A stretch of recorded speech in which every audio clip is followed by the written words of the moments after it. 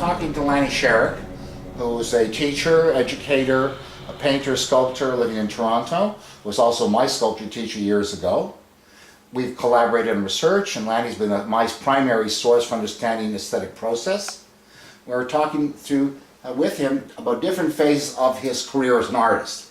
This is his work from his earliest phase, and we've been talking about it in the context of the role and the importance of the teacher as helping the student develop certain kind of artistic, aesthetic ideas and skills. So would you give us a sense for this, please? Well, these were, again, the very earliest work I did. They were these roundish figures. They're sort of based on, at the time, three things. Three major influences. My teacher, whose name was Leonard Osterly, a German sculptor, and he had, from OCAD, and he had a big influence on my work then. I sort of modeled these. He did a kind of more geometrized version of these without the sort of, mine are very Buddha-like and kind of a little different than his. I mean, you definitely see the influence, but they're definitely distinctive. And I did these in every scale, like life size and otherwise. And I really enjoyed them, but you run out of that.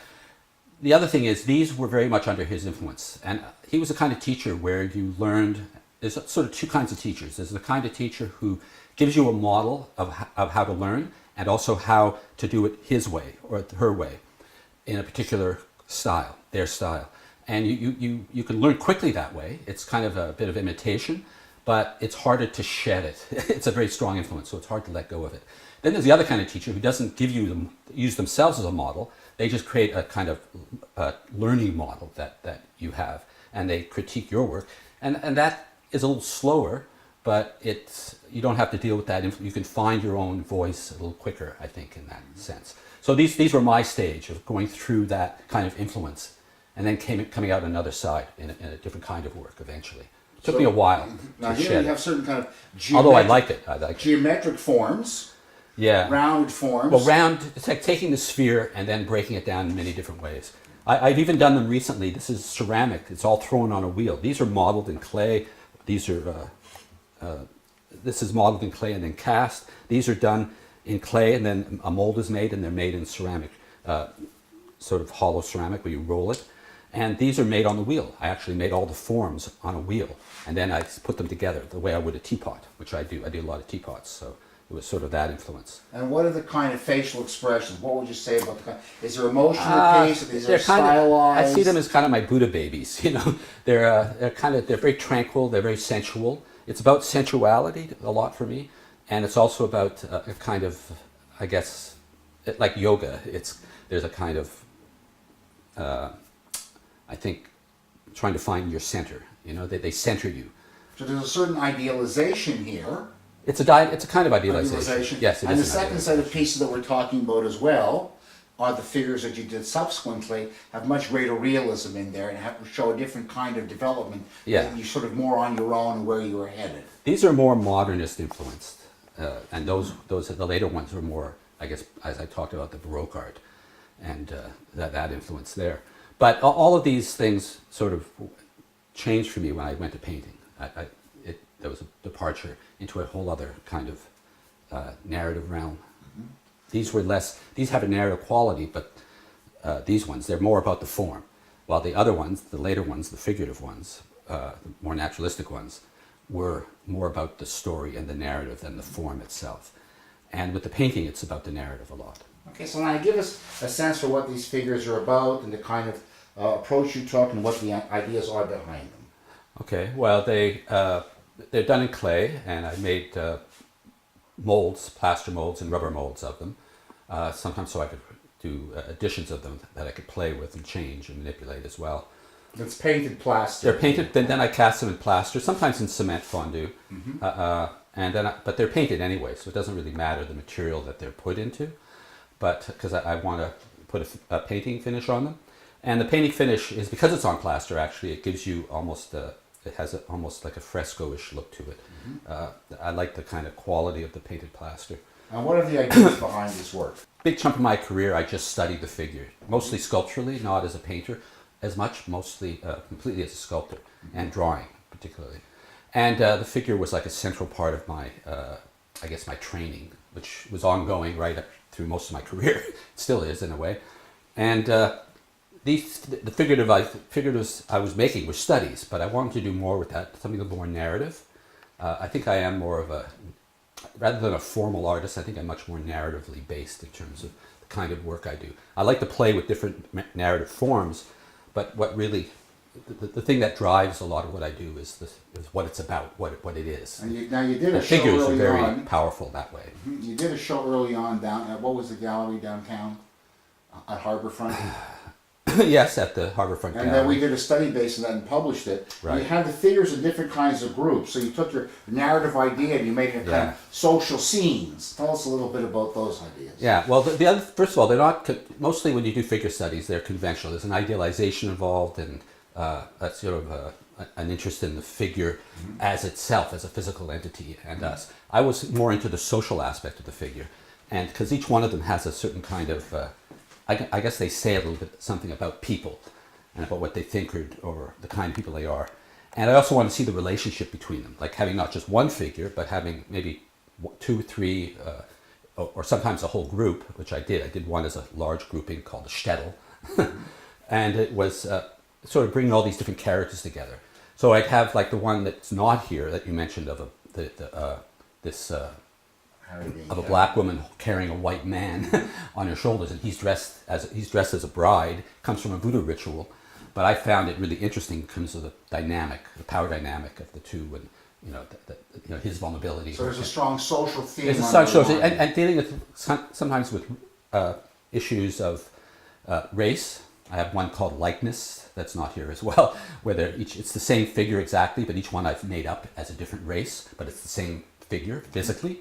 So it's sort of playing with the idea of our identities, and there's kind of identity politics are a little bit involved in this, which I didn't meant. It wasn't popular when I did this. There was no. Now I remember when we did our sort study. Of there. When we did our study years ago, you did an analysis of the kinds of things that people had to say. Some people saw metaphors in your works. Right. Other They are very metaphorical. And other people, it reminded them, for example, the figure here with the suture down the Right. front, reminded them of health-related issues in their families. In a sense, your pieces Or open the door. refugees. Some of these feel like refugees, like they're actually taken from, I think Serbian refugees was a photograph I saw that I ended up using for these, but the face is actually my mother's that I did just from memory.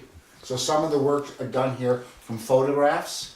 Some of them They're not from photo. I never looked at the photograph and modeled it. I just looked at the photograph and it inspired the idea. Most of these are done either from my head, for the most part. They're just out of my imagination. And a couple of them are actual studies of a figure. This one was actually a woman who posed for me. Very large, obese woman who posed for me. And I put tattoos on her, some of them about self-hatred. They're just showing issues around her and herself and maybe society. And then some of these figures have a certain novel, almost, I won't say grotesque aspect where people don't know quite how to come to the work and you're waking people up, forcing perspective on it, like the figure in the back there. Well, yeah, there's the kind of a man dressed up as a woman. It's kind of the sexual identity kind of issue.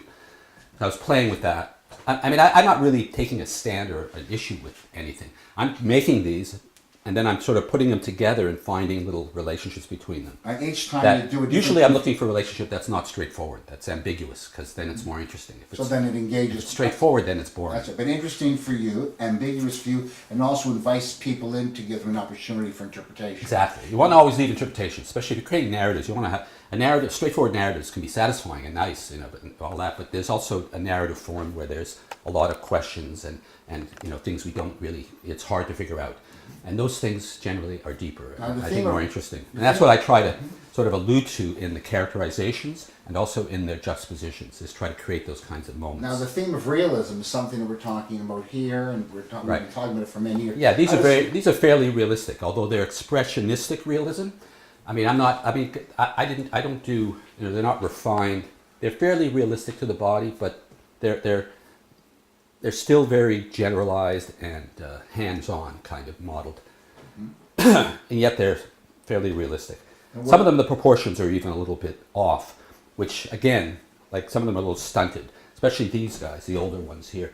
And again, I think it just sort of felt right for that figure and for what it was. It reminds me that when I showed your work in England many years ago during the IRA period, Right. and people saw the figures in the back, that it reminded them of people either in concentration camp Yeah, or there was prison that. situations, etc. And so people suddenly, it was very off-putting for them, which Right. shows that the different kind of audiences that come to your work can have very strong reactions where someone else doesn't have a reaction really at all. Yeah, but these get a reaction. I've had a lot of strong, responses. I'm actually showing them in Kerner Hall, I think in May, and I'm going to put up a group of them in the lobby there. I haven't shown them in years, so that'll be kind of. And what else would you like to add in closing about this phase of your work? Well, And how did it translate over into your painting work? Well, I started painting my sculpture. That's one reason, is that when I did these and I painted them, I got in touch with painting again. It sort of got me back into thinking about painting. I mean, I was mostly a draftsman with a little bit of painting background, not much else, although I painted a bit. And then when I started doing these and painting them, it sort of got me excited about the idea of painting again. So just So that's sort of, there was a segue there, a bit of a segue. but you have different kinds of themes. You have the social, the figure who can raise all kinds of issues for people to think about, and then you can put the figures together in different kinds of groups Right. that evoke different kinds of meanings. Exactly. And so people in these spaces become different kind of meaningful places. Yeah, and this goes back to Baroque art.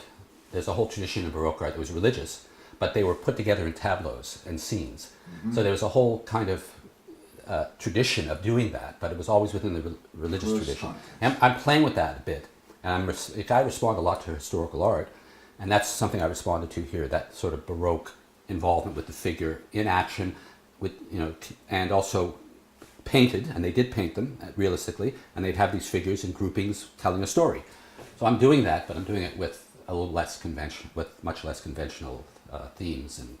And one of the things figure types. one of the things that comes out here is that as a teacher, you're sensitive to art historical traditions and evolving traditions. So when you do your works, you're doing them not just now, but in Right. relationship to that which went before. Well, I am there. I also do a lot of modernist influence work too. There's a lot of modernist influence We'll in show a lot of my that other later. work, but this was the work that was more figurative based and I guess realism based. You might. Well, we've been talking about different stages of your career. An early phase in which your teacher taught certain techniques to you, more geometric, has a certain idealization, and then a later stage with your sculptural work that were more narrative and painted plaster figures. And now we're shifting over to talk about your paintings, which in a certain sense take the figures, the figure of the artist, and put him or her into a place to give a sense for the world in which they live. So please give us a sense for it. This is a painting that actually appears in my book. Yes, and it's a painting of a sculptor, which who actually me and Rick Organs here have a lot of simpatico in our work in terms of the kind of styles I did and treatments I used and the stuff that he did. There was a lot of shared. So I have a lot of relationship. I have a strong relationship to him. I'm just saying a relationship with him. In this How do you work. approach during doing the work? You take multiple photographs. I take multiple photographs. I do a lot of editing of trying to find the right image. The editing isn't necessarily of the image, but it's of getting the image. Like shooting it is the kind of editing. So each image is a kind of perspective on the scene. Different perspectives, and I'm looking for composition, and it takes me a while to find that. And you're spending a day, a few hours. What's the process? I just did it today. I spent maybe, I can do it in 20 minutes, go through and work up some photographs. So you're But working that's through- only one part. Then I have to live with it for a while. I look at it at different contexts. I look at it to see what I think about it. It being the chosen image. or Yeah, it it being shows an the image, array? the chosen images, and then I break them down again. So I'll select here, and then I'll put them on my chip, my computer chip. I'll bring them into the computer in my studio. I'll look at them there, and then I'll make another selection from that. So there's initially the artist in the studio, and here Rick sort of disappears into the back, and you talk about. Well, that in I the love when I went to his studio. He had such a great studio, and his work is out in his studio. He has a lot of work on display, which was perfect for me. I love that because then I can play off of his work in the painting. It's like I have all this great subject matter to play with, and also because it's in the studio as it is here, and they're all juxtaposed in different ways in the space, the big space, so they get to be, and they're large pieces, a lot of these. So I get to see them in really nice spatial relationships. So I've got the overlapping, And then when they overlap, they become a new context to each other, and it becomes almost surreal to me, the way the images blend in. Now here you have and the spaces that they of occupy. a sculptor in his studio, Yes. but he's teeny tiny. He's tiny, given and the he's working on a overall space. drawing, which means he's working on an idea. So all of these sculptures, he does a lot of drawing. He's a draftsman, and he does a lot of drawing in his art, even his finished work of drawing. So it's kind of, I think it was appropriate for me to get him when he was actually drawing. And it was important for you, I know we've talked about it, the posture of the figure is really important for you, getting a sense for the artist as an important Yeah. part of the overall work. Yeah, well, see, I do a lot of, in drawing and in my sculpture, I've done a lot of studies of the body and motion in the body, capturing a figure to make it feel lifelike. So I have that, skill a little bit over all that training. So it comes in handy here, because when I'm getting a person in the studio, especially here, you don't see much detail. He's small within the picture. If I can get the gesture, his quality, and convey him that way, then that's successful. Now, for by me. looking at the figure in the space, we've talked about the role of metaphor. Are you trying to create a metaphor, or just a feeling for you that it looks right? Why did you choose this particular configuration?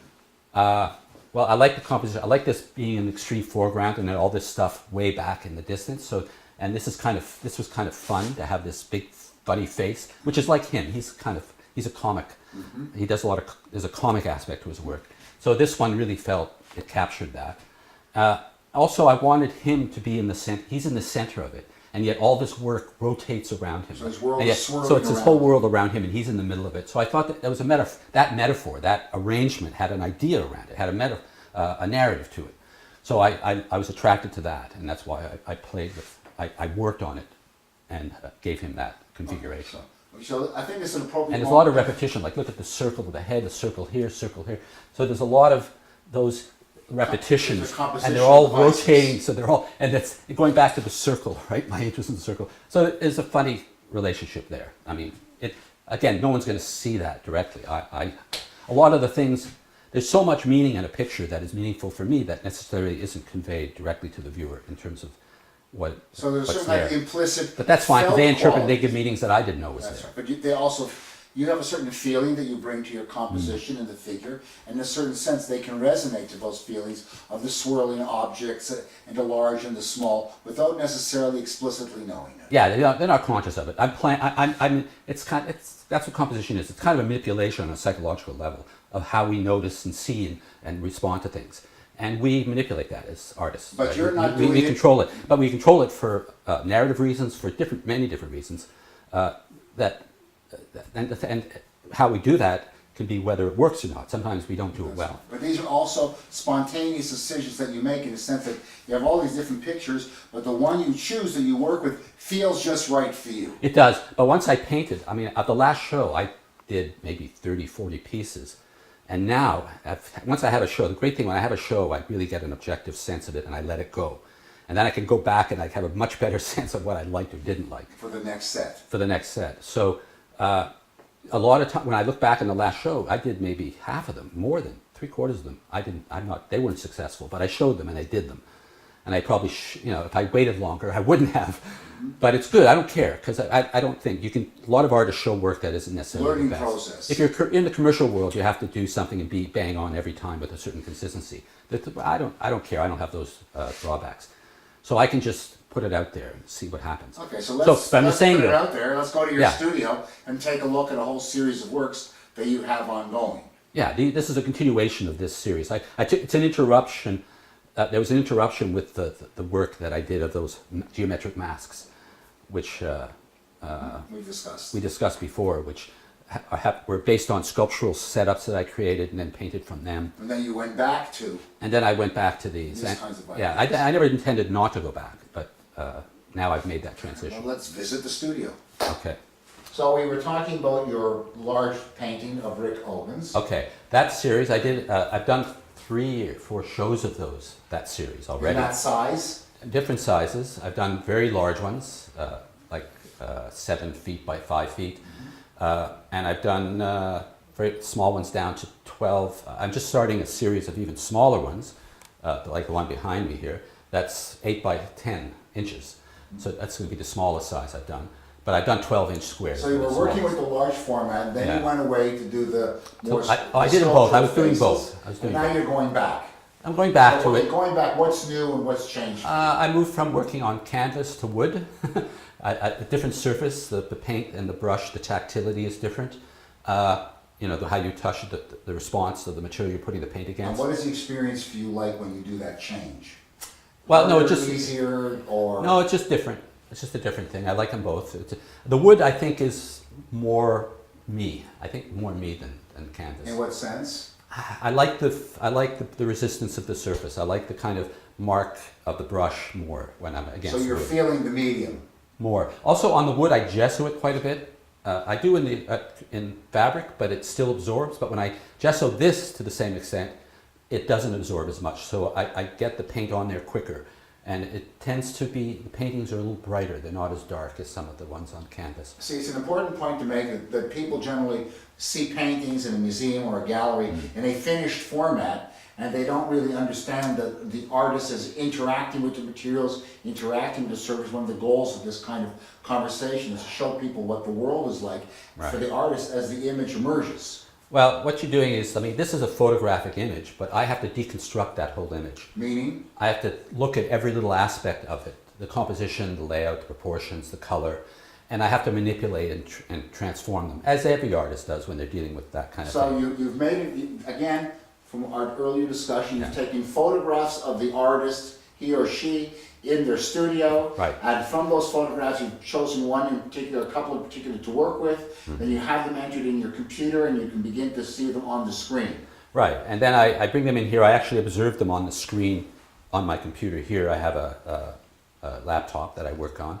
So I'm looking at the image and then painting, just looking at the image. But you're also, there's a phase again that the viewer doesn't, is you're deconstructing. My process of painting that isn't mechanical, it's perceptual. Even though I'm dealing with an image that I'm copying, I'm still looking at it and then trying to translate my sight here to my drawing, and I'm having to make judgments with my mind about the proportion and everything else. It's drawing.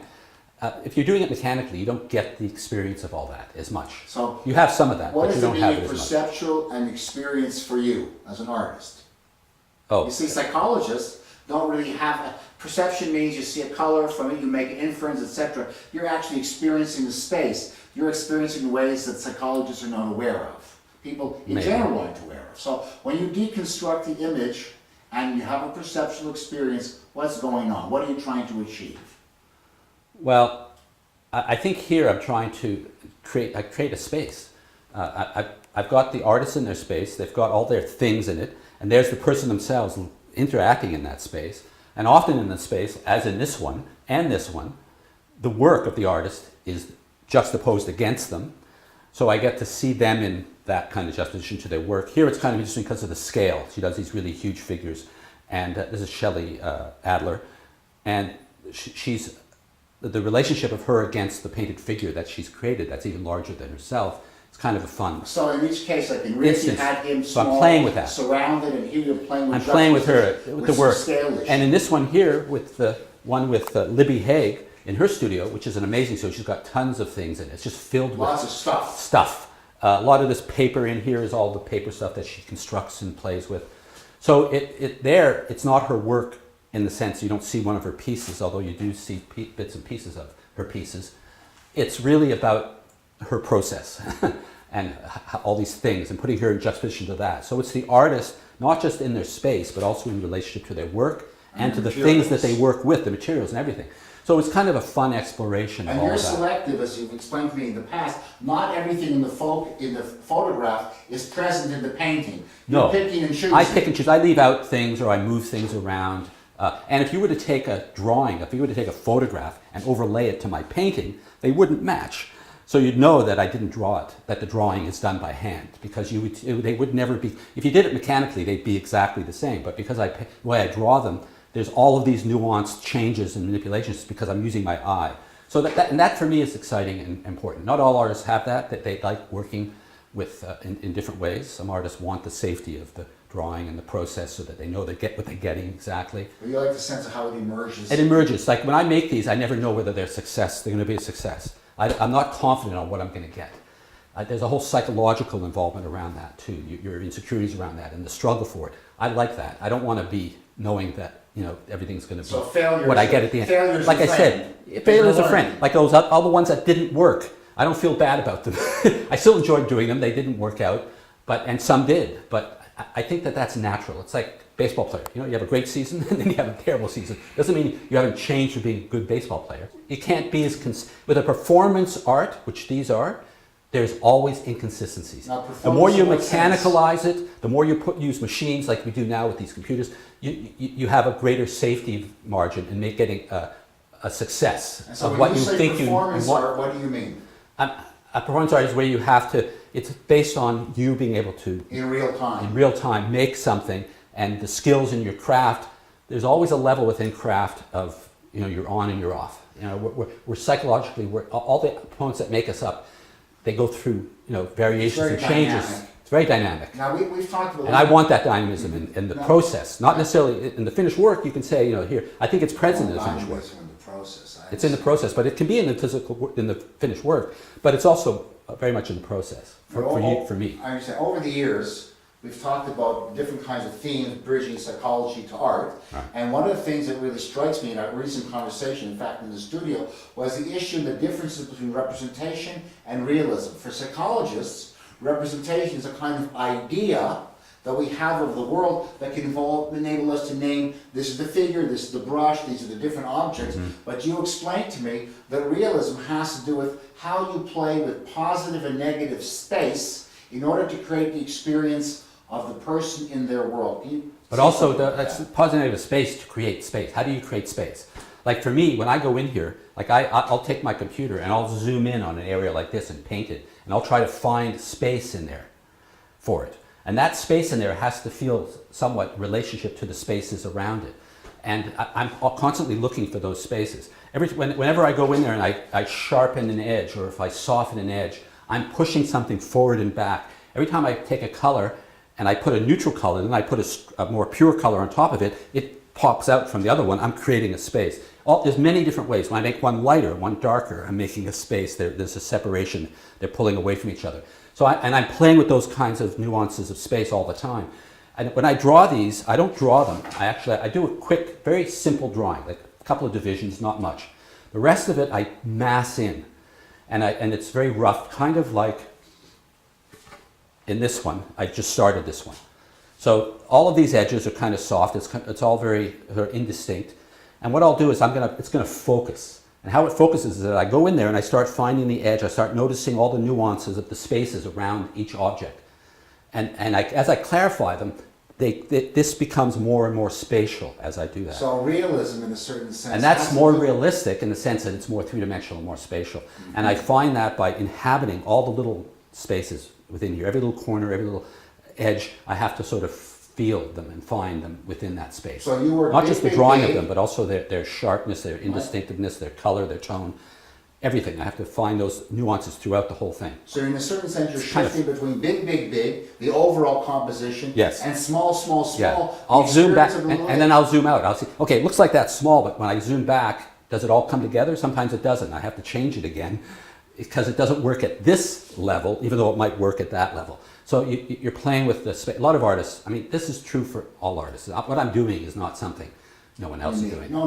We're all doing Again, it. but people who are not artists don't understand what the artist really does. Yeah, That the that's the figure that's kind of process. emerges in a space that's explored, Right. and you're really getting the positive and the negative together, give you a sense for the feeling of the space. I mean, Michael talks a lot about atmosphere and temperature. Temperature, I mentioned, I talked to you about the idea of how close values are. When values are very contrasted, like one's black and white, it's graphic, it's flat. But as soon as they start to come closer together in tone, then the space between them is more indistinct, and we inhabit that with our minds by going back and forth and trying to find where they are, and that is our experience of space. So I play with that with color. I have colors that are closer or farther away. I have temperatures that are close, and I play with those closeness, keeping them close in value or close to their same temperature, and then pulling away one from the other. So and how much you do that, It's like when the values get closer together, there's more nuance, there's more feeling of atmosphere, air, space. The more they are distinct from each other, the more graphic it can get, unless sometimes you can incorporate both those things. There's times in which you can make them both happen together. And these are the kinds of things that artists or painters of this ilk are playing with. So let me just, by way of summary, so you get an overall sense for the artist and his or her space. Think about the kinds of things that are in their space, the kinds of materials they work with. You want an expression of the character of the painter or the sculptor or whatever the person is in their space. And then you're taking multiple views of their space and you're selecting one that really works for you compositionally because it has a dynamic effect or it just feels right. Because it has a dynamic effect, it feels right, yeah. And the feeling is, it's not always that distinct. I mean, here I did this one of Gareth, 8. And Gareth is in his studio and he's working, sitting down here. And one thing I like about this is, again, the relationship of his painting to the palette and to the paints. They become sort of a mishmash together and they speak to each other. But you still have the feeling of the gesture that's distinctive for how he works. And yeah, and I get him in terms of his, the gesture of how he paints and how he, I guess, positions himself within his work is important to me too. Like, even the fact that I remember people who saw this one, the way he wears his headphone over one ear pulled away, it was there was a response to that. So capturing those little aspects of our behavior. So you're figuring the figure, the person in the space, right. You're capturing a sense of their gesture, you're deconstructing the space, making all kinds of decisions about color and shape, etc. And then you can zoom in very small to see how do I bring the form out of this negative space, right. creating atmosphere and a sense for the overall shaping of the experience. I try to do that. Successful in what some else would we things. say about this approach in your work that I may be leaving out here? Well, it's a depiction kind of art. It's almost, to me, these are almost documentary style. I'm going in there to see the artist and what he's doing and make a sort of a commentary on them in their space and their working space. So I like that aspect of it. I'm very, again, the narrative in me, well, the exactly. narrative interest in me is drawn to that. Just like you had the narrative and the figurative works that are detached, these are people you know. They're mostly artists I know. Some of them I know through other artists, so I don't know them well, but I know of them, so there's different levels of intimacy in terms of the relationship. It doesn't really matter that much. I don't think that matters that much. Sometimes it does, actually. It does matter. But it doesn't have to. Sometimes it can be just as interesting if it's somebody right off where I've no relationship to it. But there's a certain kind of authenticity here. Authenticity in the sense of the person in their world. Yeah. You as an artist are making your own decision about how to express it. But at the same time, you're being honest and trying to get a sense for who they are. It's a balance of your viewpoint and that person in their world. But there's also, I think there's a romanticization of the artist in me. Like artists aren't very, we're kind of like a lost. The real art form today is film, video, the popular cultural arts. That's the real art form of our culture. Us artists of any kind, I don't care if you're a painter or you're a conceptual artist, you're doing something that is a little, almost irrelevant niche within the culture. So reconstructing and preservation of the lost object, where the artist is sort of lost in this modern world of constant change. Exactly, and the artist and the notion of the artist today, a lot of it has become more like designers. They're more, production oriented. So the artist in their studio as a workshop, making things, hands-on, the worker experience is something I'm attracted to in this as well. And the mess of the studio, the artist actually making and crafting something. It's not a mechanical process, although I'd be interested in doing artists who work like that to see what they do. It would be more like, it wouldn't be as interesting in certain ways, but there might be something interesting there too. I don't know. I don't have a lot of contacts with the conceptual art world and the more mechanical, the design-oriented guys, but I'm sure there'd be interesting things to work with. But in a certain sense, you've frozen a frame in the life of the artist as their work unfolds and as their life unfolds, and you've gone into that frozen frame for the purpose of giving it life. Yeah. And giving a sense for the person. Sure. Thank you.